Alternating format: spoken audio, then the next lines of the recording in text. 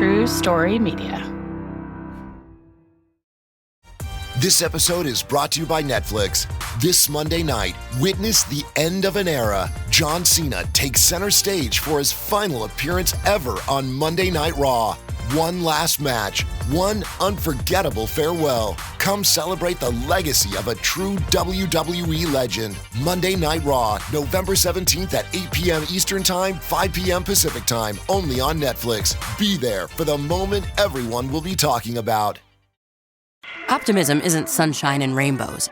It's fixing things, changing the way we fix things. It's running the world on smarter energy. Because if optimism never stops, then change can't either. GE Vernova, the energy of change. A few years ago, I did a series called The Business of Cults, where I looked at cults like NXIVM and noticed that they operated more like startups rather than spiritual movements. If you don't remember, NXIVM started as a so-called self-improvement company with seminars, life coaching, leadership training. But underneath all that was something much darker. The group's leader, Keith Raniere, built his secret inner circle of women who were pressured into giving him quote-unquote collateral, basically blackmail material, and becoming his sexual partners. And one of his top lieutenants was actress Allison Mack. You probably remember her from Smallville. And Allison Mack wasn't just a follower. Prosecutors say that she helped run the organization, recruiting women, and even helped create a secret master-slave group inside NXIVM. The former Smallville actress pleaded guilty to racketeering and racketeering conspiracy charges, acknowledging she manipulated women into becoming sex slaves for Keith Raniere, NXIVM's leader.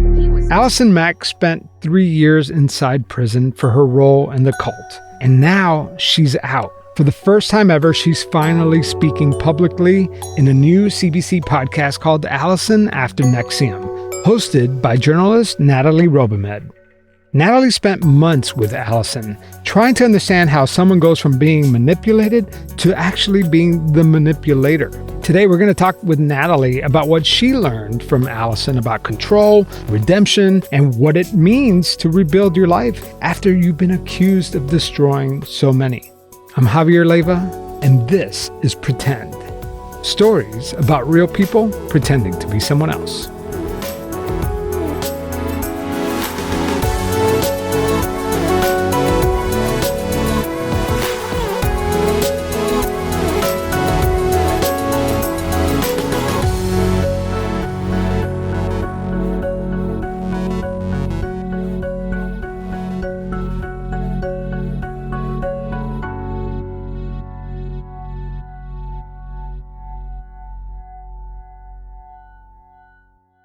This message is sponsored by Greenlight.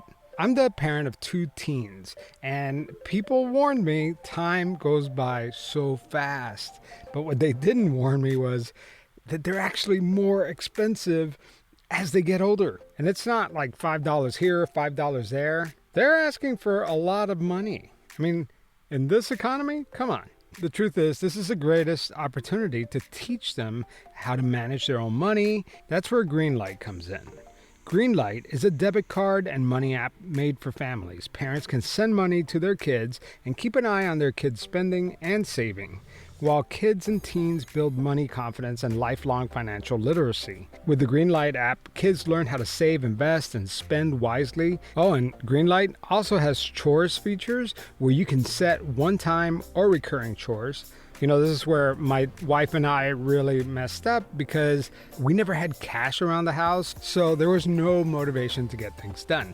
Now, with Greenlight, it's all in the app and you can do instant reward to reinforce that behavior. My daughter is now managing her money on Greenlight, and she already did the math and knows how much more money she can spend until her next allowance. And this is great. She's doing this all on her own, and it's all because of this app. Greenlight is an easy, convenient way for parents to raise financially smart kids and families to navigate life together. Maybe that's why millions of parents trust and kids love learning about money on Greenlight, the #1 family finance and safety app. Don't wait to teach your kids real-world money skills. Start your risk-free Greenlight trial today at greenlight.com/pretend. That's greenlight.com/pretend. Greenlight.com/pretend. Hi, I'm Natalie Robomed. I'm the host, writer, and executive producer of Uncover Allison After NXIVM. I think I want to start with episode 1 because I felt like out of everything I've listened to so far, that was the most enlightening moment of the podcast, was learning about Allison, her approach to acting, and also her relationships that she had prior to joining NXIVM, which I feel like set the stage for everything that's coming after, right? So Allison, I knew pretty much nothing about her backstory other than that she had been in Smallville before she joined NXIVM, but I really didn't know a lot about her as a person, her personal history, until I interviewed her. One of the most interesting things to me about kind of who she is and where she comes from is that she was a child actor. So she started acting, being in commercials from the time she was about 4 years old, which is really, really young. And we have this little nugget that she describes in the podcast where she talks about kind of one of her first memories on set was at a chocolate commercial. Here's Allison Mack in her own words. The first commercial I did was a German chocolate commercial, and they wouldn't let me eat the chocolate. I had to spit the chocolate out after every take because they didn't want me to get sick. And I remember being like, oh, that's bunk.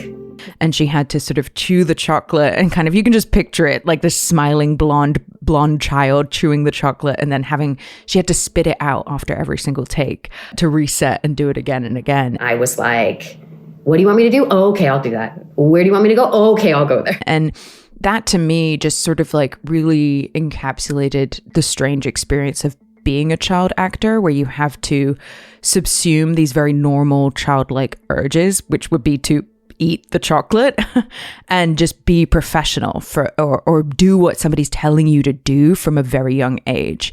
You know, that kind of continued through Allison's life. And she sort of talks a lot about what I think we colloquially call being a people pleaser, but which I think is something much deeper than that. And that is this desire to kind of like contort ourselves to make the people around us happy. And so she would do that on set, where she would kind of be what's known as like a director's actor, meaning that she would kind of be used by the director to kind of like get the rest of the cast in line. And so she'd do exactly what the director said, and then she'd go and be kind of like bossy and tell the other actors to do that. And, you know, she even talks about that. She has an older brother, but she was kind of the much more dominant one in their relationship. And she calls kind of this behavior where she would sort of boss him around as like the little dictator.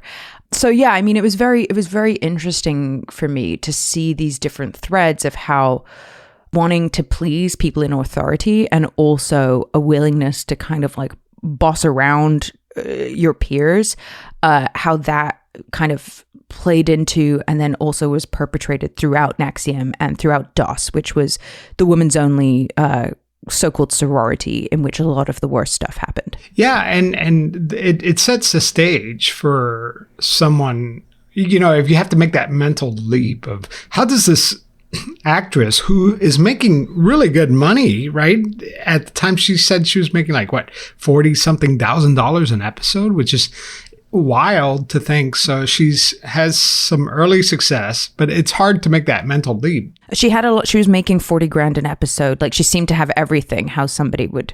Yeah. It seems like a very strange transition, right? Like how does a successful actress end up becoming a cult member and then having slaves? But your podcast does a great job of breaking that down. One of those was even a relationship that she had with a boyfriend while she was an actress, right?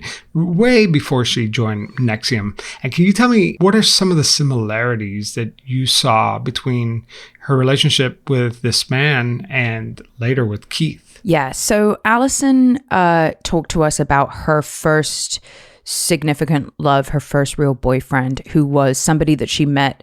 And, you know, she chose not to name this boyfriend, but she essentially alleges that it was a pretty abusive relationship. Those are my words. I don't know that she would call it that, but it certainly sounds as though it was verbally abusive. And, from her telling, he was using a lot of substances and also like taking her money in different ways. And she kind of says something to the effect of, it was easier to give him her credit card than to have him scream at her. And one of the most kind of poignant similarities to me about that relationship and the one that she would later develop with Keith is that she actually got a tattoo of this man's first name initial on her. And she did that because he got a tattoo of her name or her initial and basically said, you know, if you loved me, you would do the same. Let's play a clip from Allison after NXIVM. That was the first time that I got someone's initials burned into my body. I got his initial tattooed on my chest when I was 20. He had gotten a big A tattooed on his chest. And then it was like, if you loved me, you would get the same thing. If you loved me, you would do this. And so she did. She got her skin inscribed with the initial of this really quite abusive boyfriend. And it's just this eerie echo of what would happen so many years later when she would get Keith Raniere's initials burned onto her flesh with a cauterizing pen. I mean, that parallel was very striking. And right away, it makes you sympathize with Allison because, you know, she will come to find out later that she was very much an active player in this whole thing. Knowing her acting background, that she was a child actress, very subservient to directors and people telling her what to do. And then also having this very emotionally abusive relationship with this guy who would threaten self-harm, you know, and also making her like inscribe, I guess, his initial on her chest. I mean, it definitely makes you sympathetic to what's about to happen next.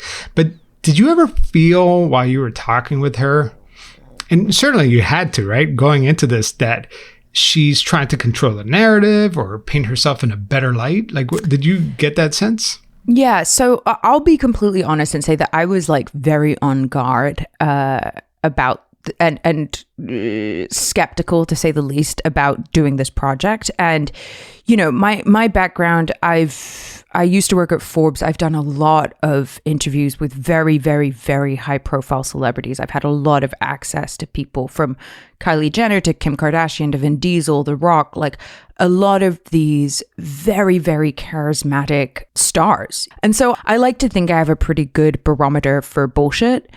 And so, you know, I was skeptical. And, you know, I actually said this to my executive producer when she was like, you know, Allison Mack is interested in talking. And I said something to the effect of like, I have no interest in being a tool in Allison Mack's redemption arc. And I went to meet and my executive producer, Vanessa Gregoriadis, who'd actually written about Allison, one of the most, a very, very famous NXIVM story in kind of 2018 and covered the case for a long time. She said, just go meet Allison. Let me know what you think. And so I did go to meet her. And, you know, I was very prepared to be bowled over by somebody who I felt was spinning me a yarn and kind of like giving me a narrative to for her own ends, you know, and I was very suspicious. I thought, okay, maybe this person is trying to get back into Hollywood. They're trying to launder their name. They're trying to launder their image.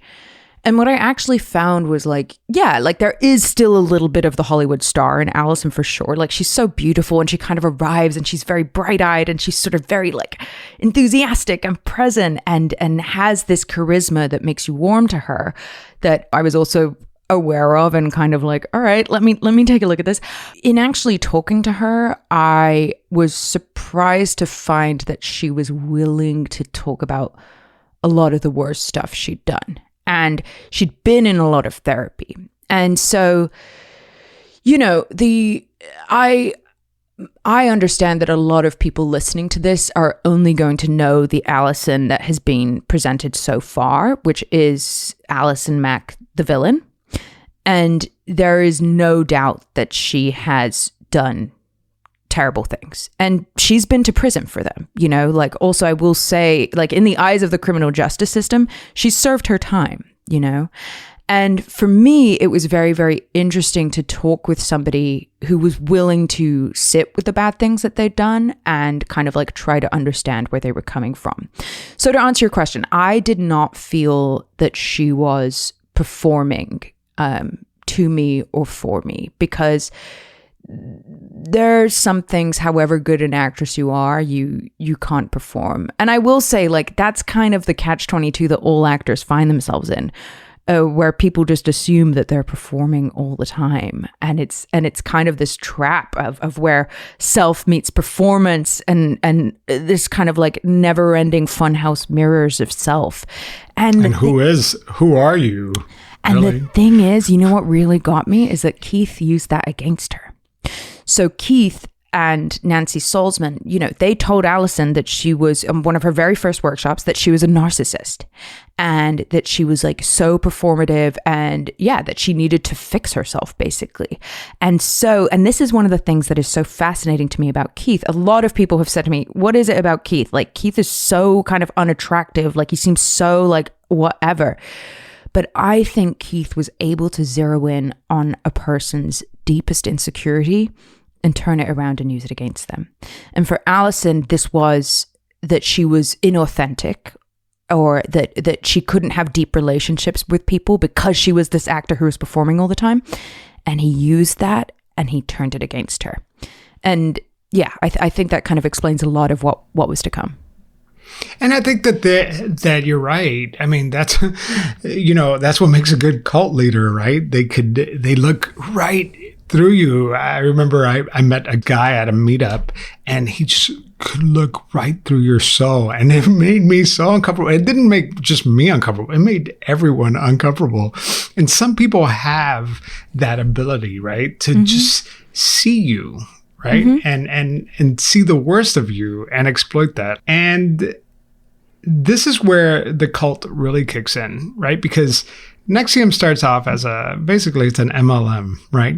But there's this exclusive club that, you know, that later becomes DOS. Some of the things that you were talking about in your podcast and that we've known about from past reports about NXIVM is the classic manipulation tactics that cults use to control a person's behavior in terms of consuming all of their time. And also in Allison's case and many of the women's cases, what they ate, you know? Yes. Can you talk about some of those control tactics that Keith used on her?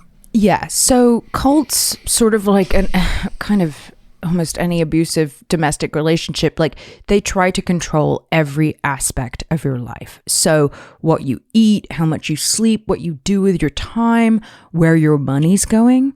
And so for Allison, that was certainly true. I mean, by the end of things, when DOS kicked off in kind of 2015, which is, I should say, many, many years after Allison had joined NXIVM. You know, she was in NXIVM for about 12 years. She was only in DOS for about 3 of those at the very end.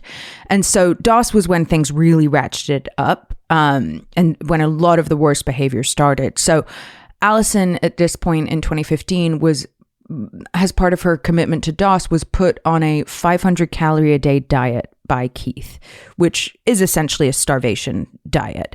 Here's Allison Mack in her own words. I wasn't allowed to eat after 5. So from 5 to 5, I fasted every day. I was running 6 miles a day. I was like really into half marathons. So I was running at least 6 miles on 500 calories. And I was very into yoga. So I was doing yoga. I did yoga every morning for about 6 years. I used to chew so much gum because I was so fucking hungry all the time and so anxious, like so on edge all the time. And I only chewed cinnamon gum because cinnamon gum doesn't have aspartame in it. I fasted every Monday. That was my holy day or whatever. So I wouldn't eat the whole day on Monday, which is crazy because it was actually like a day and a half, because I would stop eating at 5 o'clock on Sunday and then I wouldn't eat again until 5 a.m. on Tuesday morning. And I always had these huge scarves because I was always cold. I was so thin that I could touch my fingers together around my waist. She had to text him before she ate anything, essentially asking his permission for what she was about to eat. She would send him a description of what she was going to eat and ask if she could, like, "Master, can I eat this?" And he would say yes. Every night before she went to bed, she had to text him her plan for the day of like what she was going to do, like each hour, each activity, and what she would be working on that day to kind of focus on him and make his life better. She was also running, I think she said 6 miles a day or something like that, practicing yoga every day, because there was this real emphasis on thinness.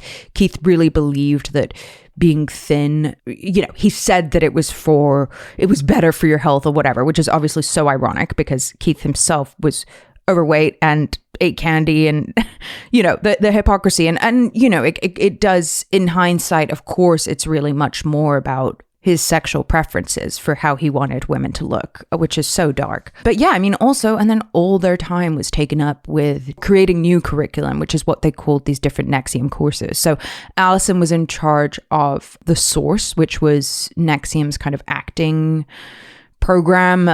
So yeah, I mean, she was sleeping like 3 hours a night. I mean, anybody who's seen The Vow has seen those sort of absurd nighttime volleyball sessions that it's like 3 a.m. and they're playing volleyball in this kind of brightly lit hall. But the part of that is people are easier to control when they're tired and when they're hungry. And if you're sleeping 3 hours a night for a couple of years and eating 500 calorie a day diet for 3 years, you're not in your right mind. To me, the most insidious thing about NXIVM was this idea that in order to grow, you had to push past your comfort zone. And that is a recipe for making you ignore your instincts and your inner voice that's telling you, no, this is wrong. And then Keith's teachings are saying, oh, that's just, that's, kind of a limiting belief or whatever you're just coming up against. You actually need to push yourself and go beyond that pain and beyond that feeling for true growth. And that's when you'll actually grow and self-actualize. And that is what is so insidious. One of the things that I was hoping I would get more clarity from your podcast, how do you accept this whole idea of slave and master?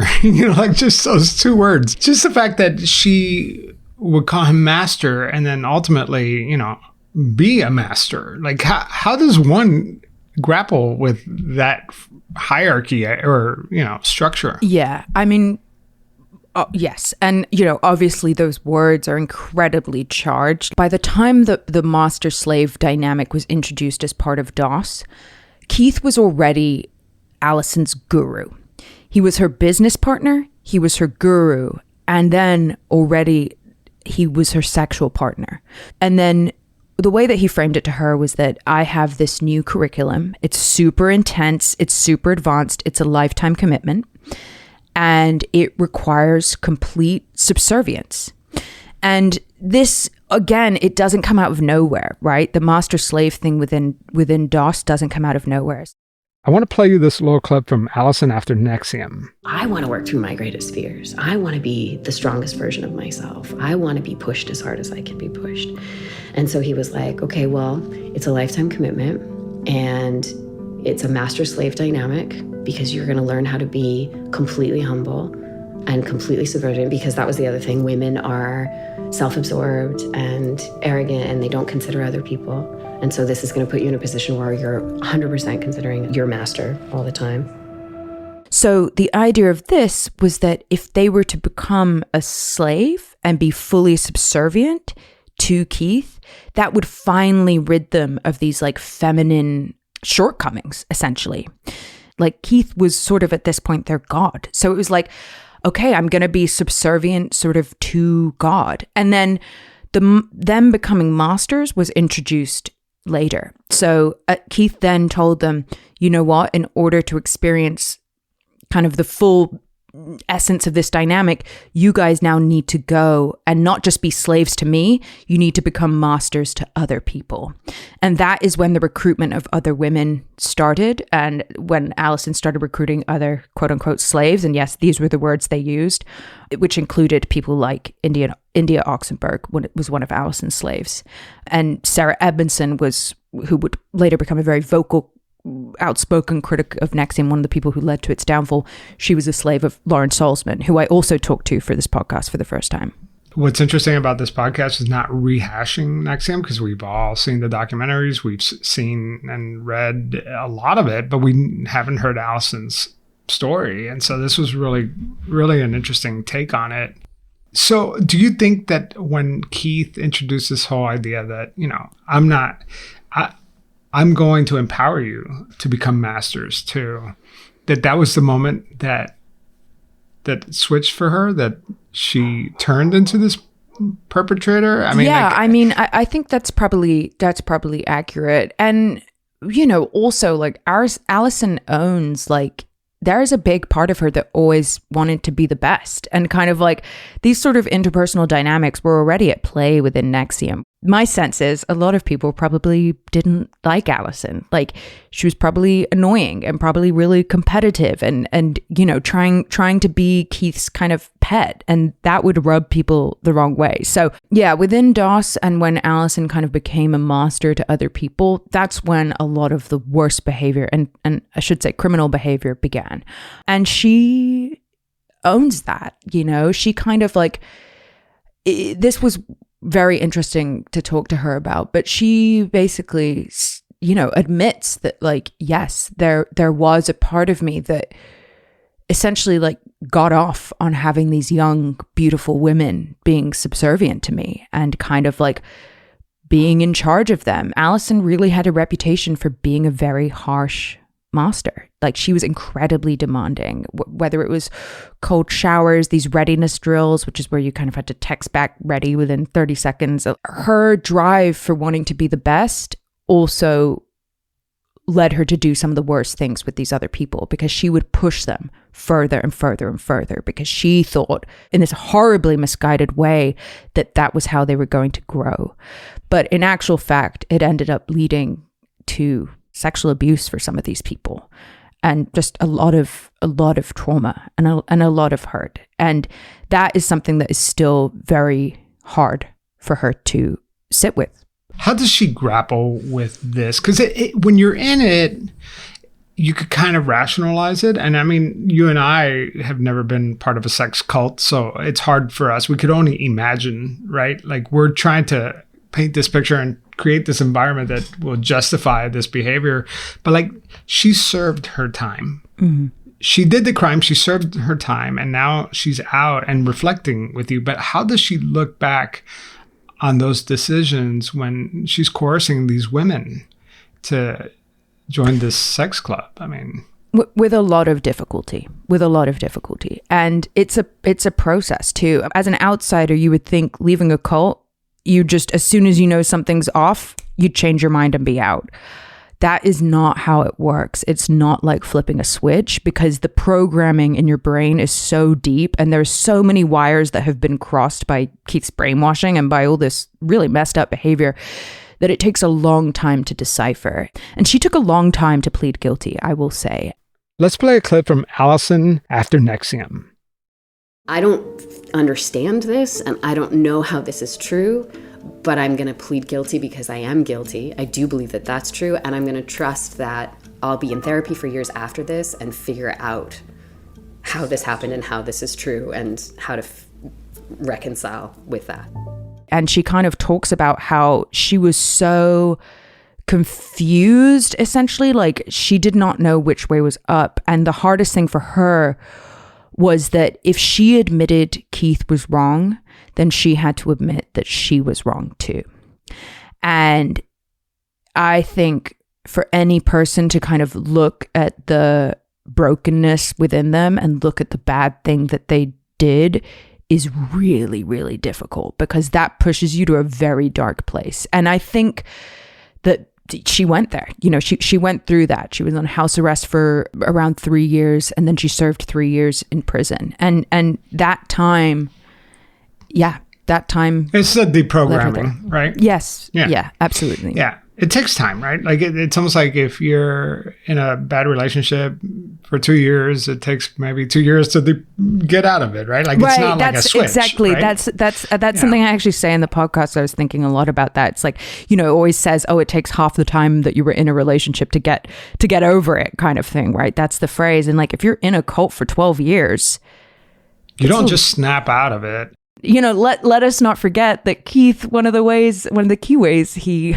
pretended in the very beginning, and part of his core personal myth was that he was celibate, which is so, like just to look back on now. But yes, when Allison first met Keith, he was presented to her as the smartest man in the world who was also celibate.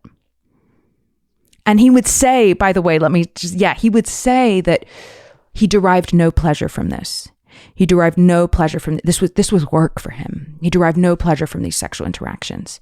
And also that because of that, he was actually the safest man that these women could kind of explore their sexuality with. And there was a period, Allison says, from about 2015 to 2016 when Keith was having sex with her every day. And he would come and he would interrupt, whatever time of day, whether she was teaching a workshop, whether she was at home, whether they were on a walk. It was just at his beck and call. And of course, she thought this was consensual at the time. And she thought this was how she was growing.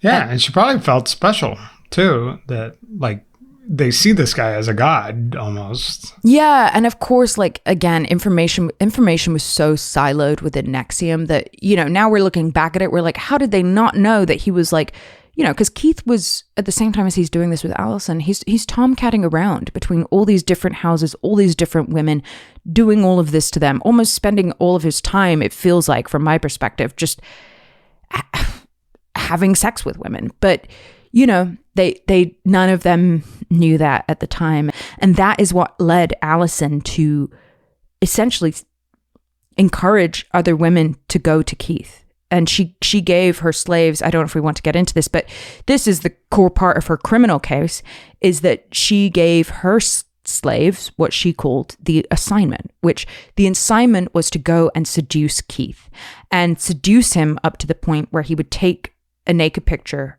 of their genitals. Now, of course, from the outside, this sounds insane, sounds completely bizarre, sounds unreal.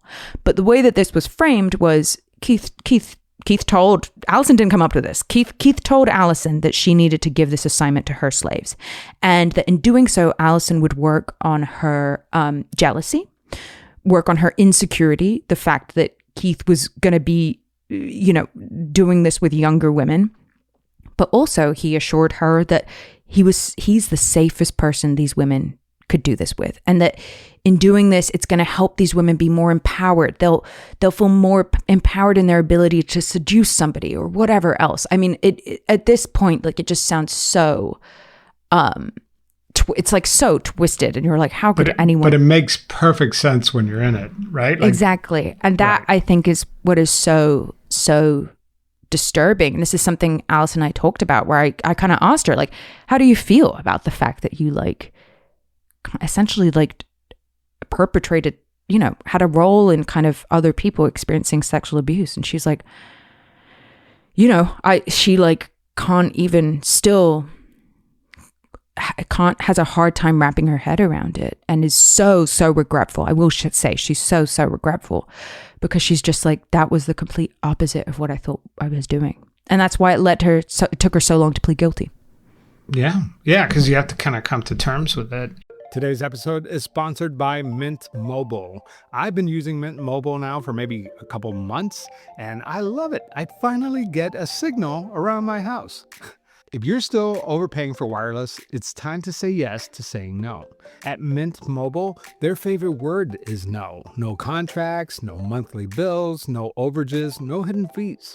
So if you want to trim a little fat from your budget, ditch that overpriced wireless plan and those jaw-dropping monthly bills. Plans at Mint Mobile start at $15 a month. And all plans come with high-speed data and unlimited talk and text delivered on the nation's largest 5G network. And you can use your phone with any Mint Mobile plan. Just bring your phone and your contacts along with it. So are you ready to say yes to saying no? Make the switch at mintmobile.com/pretend. That's mintmobile.com/pretend. Upfront payments of $45 required, equivalent to $15 a month. Limited time new customer offer for the first 3 months only. Speeds may slow above 35 gigabytes on unlimited plans. Taxes and fees extra. See Mint Mobile for more details. Hey there, it's Dr. Sanjay Gupta with some exciting news to share. CNN is now streaming. That means you can read, watch, and stream everything in one subscription. You can watch news live 24/7. You can also explore catch-up videos and explainer videos. And you can also watch a library of CNN's originals, including my latest documentary, It Doesn't Have to Hurt. Just go to cnn.com/all access. And is she in a relationship now? Has she found somebody? Yes. So this is another thing that we kind of reveal in the podcast for the first time. I think it was TMZ. Somebody reported, a tabloid reported that Allison actually got married in June of this year, June 2025. And for the first time, we're revealing the full name of her husband. Yeah, she is in love. She's married to a man named Frank Mink, who actually has an incredibly interesting story himself. He was in a cult, a sort of cult himself, in that he's a former white supremacist. So he was in the neo-Nazi movement in the sort of early 90s and was a pretty prominent neo-Nazi. I mean, he used to have the word skinhead tattooed on his knuckles. He used to have a flaming like swastika / Celtic cross on his neck.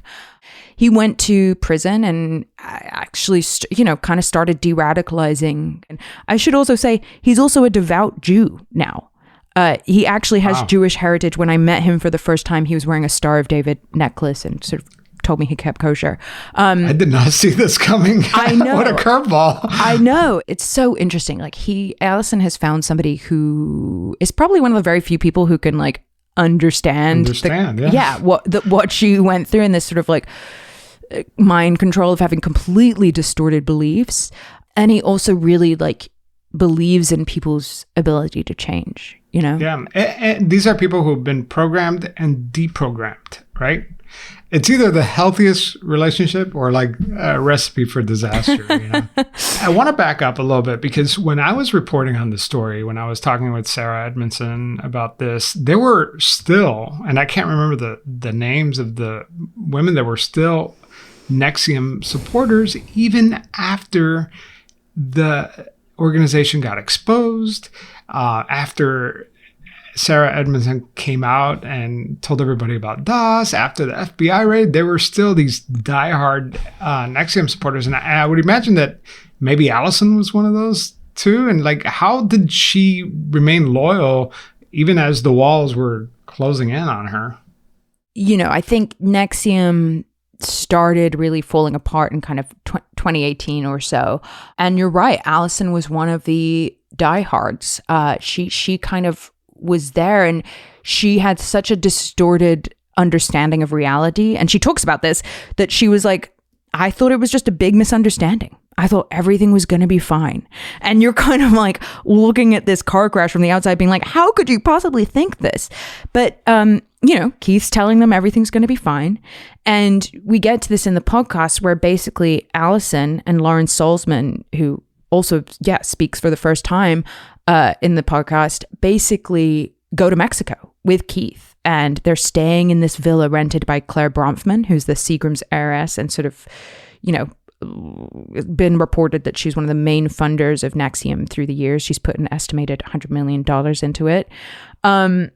And they were there when the federales came and stormed the property and arrested Keith.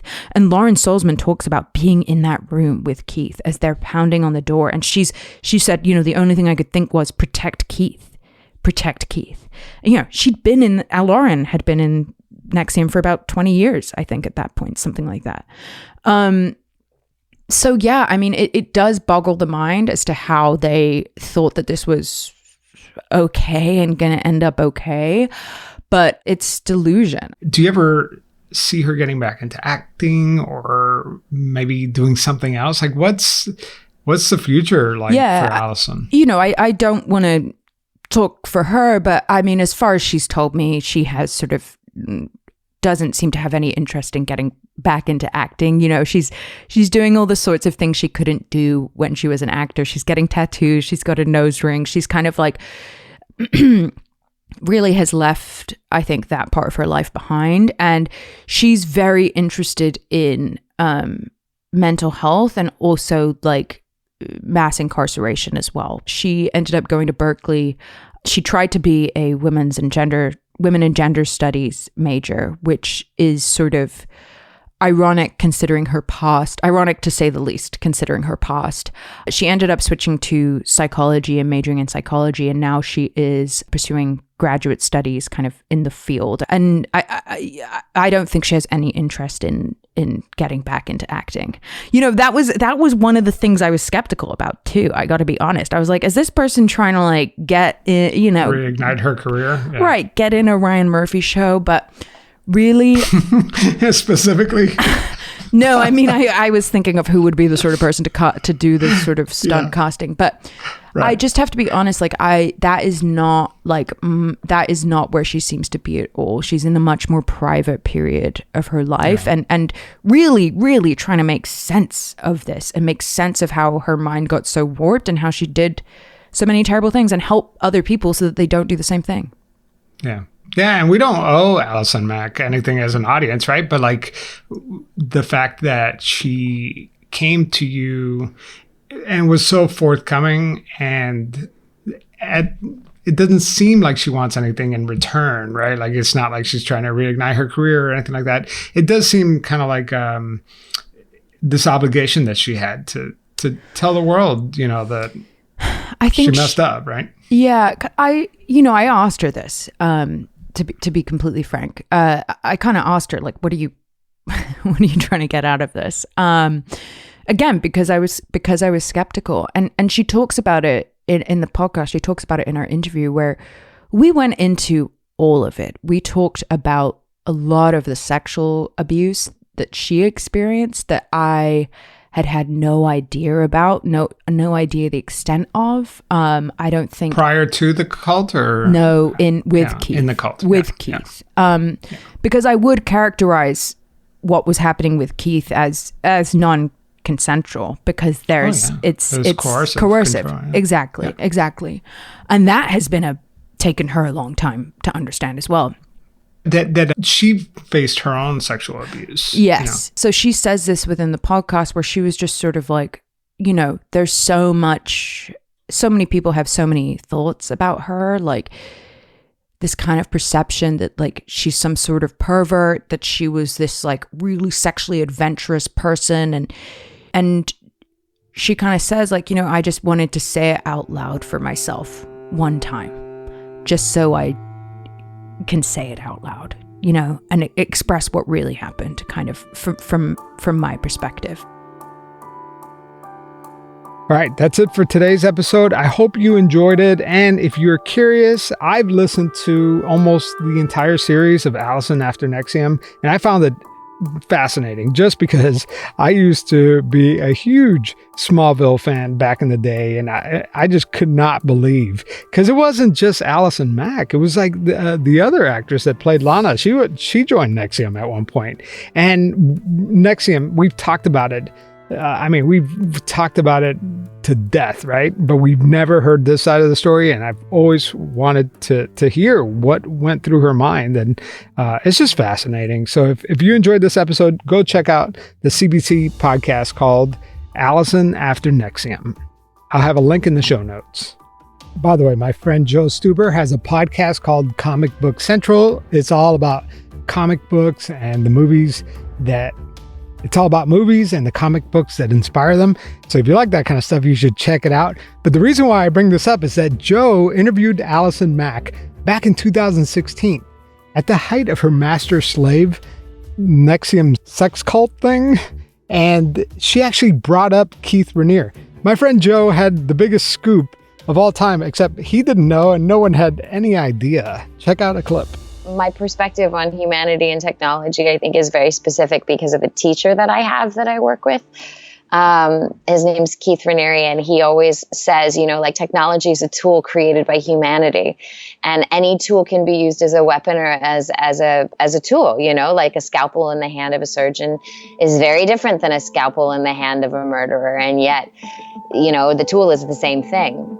You can listen to the entire interview with Joe Stuber and Allison Mack. I've linked it in the show notes. The podcast is called Comic Book Central. All right, next time on Pretend, we are going to start a little series on people who fake cancer. That's next time on Pretend.